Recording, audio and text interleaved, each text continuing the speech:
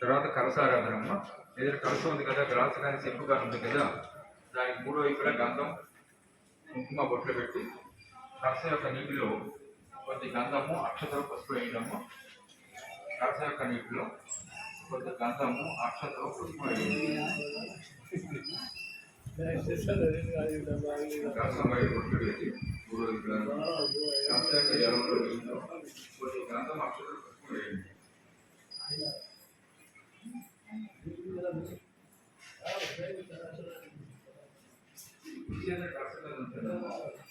మూడే ప్రశస్తిలో బ్రహ్మ మూల భాగంలో బ్రహ్మ ఉంటారని బ్రహ్మ ముగ్గురు కూడా ఆ వాస్తుంటారని ఒక్కొక్క సాగరాలు జరిగే లోపల సమస్త సముద్రాలకు ప్రవర్తన ఉంటుందని ఈ సముద్రాలు చేసే భూభాగం 7 రూపాయలుగా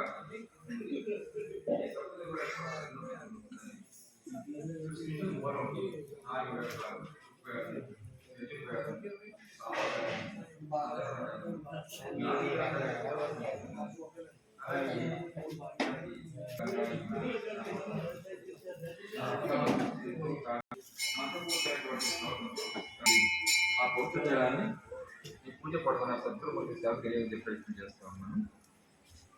కలసారాధనకి తర్వాత భూమి ప్రార్థన, భూమాతను ప్రార్థన ముందుకెళ్ళచ్చు. ఇప్పుడు మనం ఆరాధించే ప్రత్యక్ష తల్లిదండ్రుల తర్వాత ప్రత్యక్ష దైవాలు ఎవరంటే సూర్యభగవానుడు, భూమాత.